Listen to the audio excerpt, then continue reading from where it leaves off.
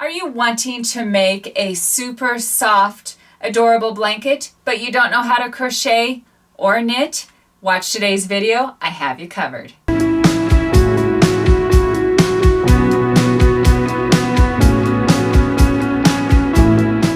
I just finished this baby blanket and it is made out of loop yarn. If you're not familiar with loop yarn, it comes already pre-made with little loops in it.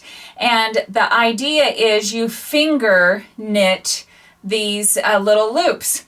I've tried it. Finger knitting it worked. I made a cute little project. It took me way too long. I too impatient for that method. So I have figured out how to do the same method but using a crochet hook. You're not crocheting and you're not knitting, you're just using the hook. So I'm going to show you step by step how you can make this really cute baby blanket. Today I am going to show you how to make a baby blanket. I'm going to make mine 40 inches by 40 inches. So I have 6 skeins of Lion brand off the hook loop yarn. I have the link below on the yarn. I ordered it off of Amazon, but we're not going to finger knit the loop yarn. We are actually going to crochet the loop yarn, and it turns out super cool. I have my loop yarn here. I don't know about you. If you have a tip of how to pull your yarn out of these skeins, please comment down below. The best I've done is pull off your paper, find the center of it, and I just slip it over a round object when this one just happens to be a cone. So what we need to do, you need to get a crochet hook, something that's a little bulky. The size hook does not dictate what your stitch looks like, but you need to have it bulky enough that it can grab your yarn. So this is a size J. On the end of your yarn, you need to clip the first 3 loops, and in between each loop is a piece of thread. So just clip the first 3 loops.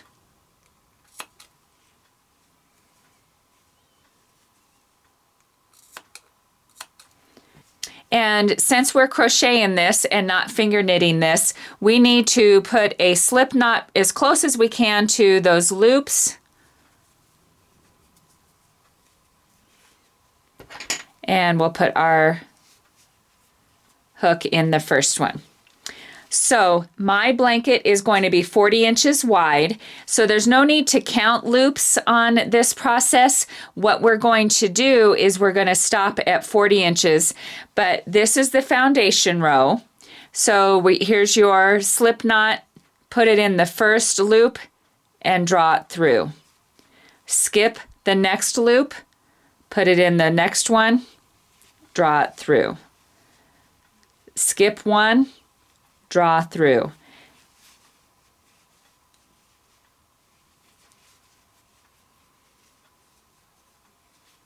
So you just continue this until you have your project as wide as you want, and mine's going to be 40 inches.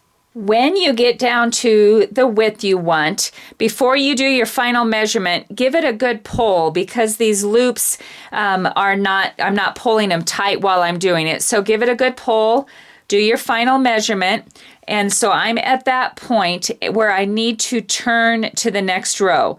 So on your last one, instead of skipping the next loop, go ahead and draw up the loop to turn, and then pull your project back to the left.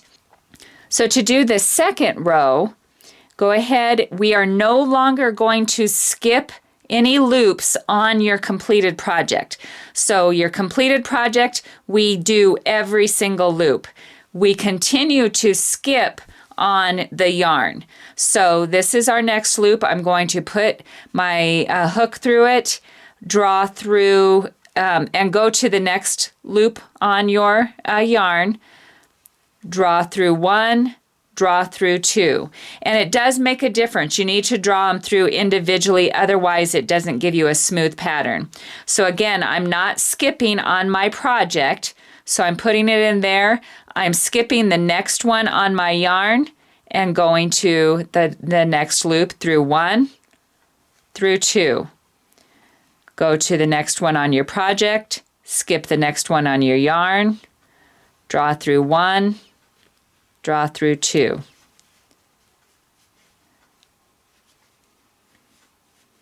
Here's our next one on our project. Skip that one, through 1, and through 2. So there's the visual of your project right now. As with most projects, your first rows are very cumbersome.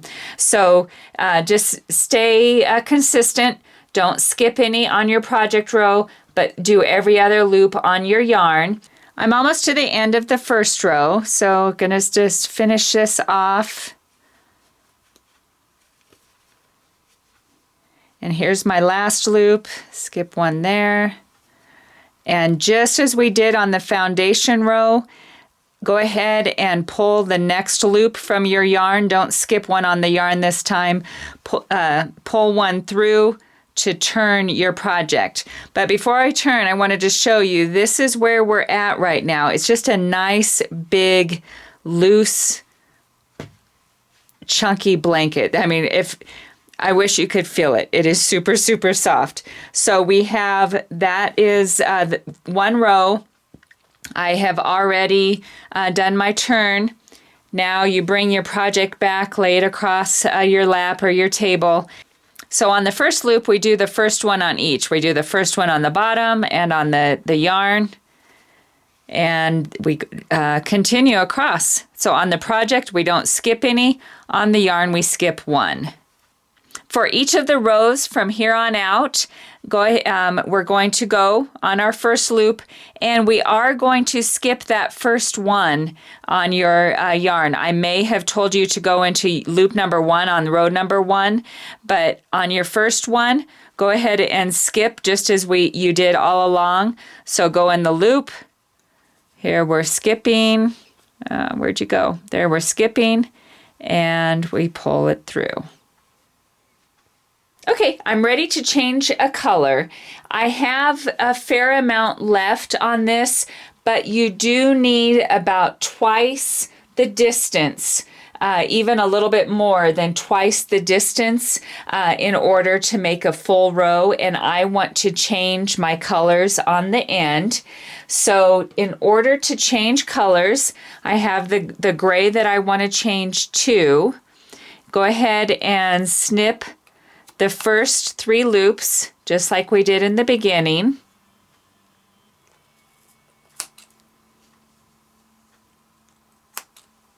So I'm down here to the end, and I just finished my last stitch. I'm going to go ahead and do my 1 for the turn, and instead of skipping one and going to the next one on the purple, I am going to do that on the color I'm changing to. So I'm going to skip one and going to go to the gray, and then I'm going to continue. So now my purple is out of the way, which we're going to snip that in just a second. So now I'm going to continue with the gray. So this is my working row, so I'm not skipping here. Go to this loop. I'm working with my gray, skip one, do one. Purple. We're going to skip one of the gray and do the next loop. Do a couple more. Oops, going to skip that one and go to this one.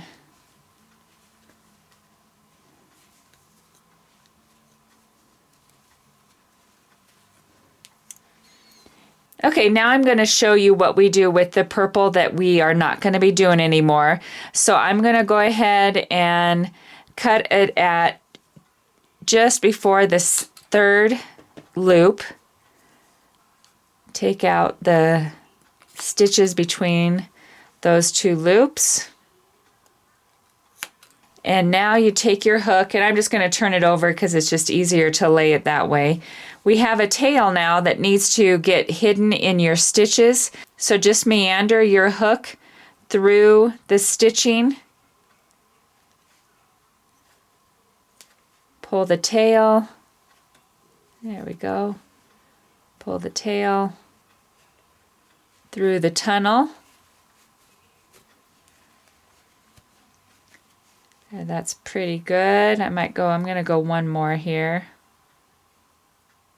There we go.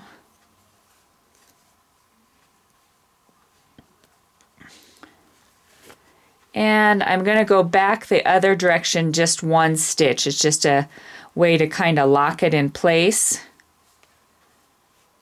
There, you can't hardly even see that there was a stitch there.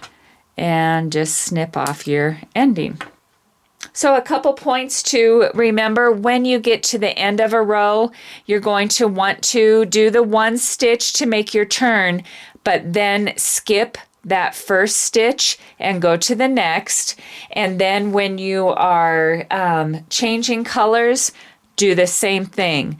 Skip the first loop and go to the next one. Otherwise, you will not have a straight edge on your blanket. Wanted to show you maybe from a different camera angle how to end a row and turn to the next one. So you just go through your loop, you skip one just as you've done, and go to this one, draw through one, draw through one. Now don't skip one, draw through the next one on your yarn, turn your project, go ahead and skip one just as you have in the past, and continue. And so when you're changing colors and you're getting ready to put a new color on, again, always skip one in the beginning. Otherwise, I have found through error that your project will go in at an angle. That was my last stitch, so I'm going to go ahead and snip it with 3 loops to be able to weave into my blanket. But now we're going to put a border on this. So I'm just going to snip these so that I can weave them into the project. And for this one, I am going to put a purple lavender border on it. So with this yarn, you need to measure to make sure that you have twice the distance around your project to do a border. So I have already snipped off my loops. I am going to now turn the project.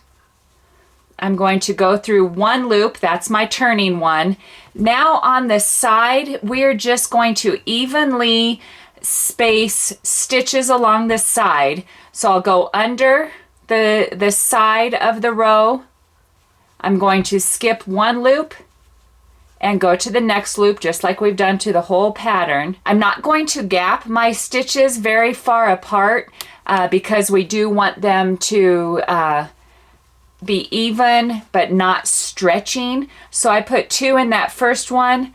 I'm going to do another one in just 1 in the second space. So skip a loop, do a stitch. I'm going to put 1 here, skip a loop, do a stitch.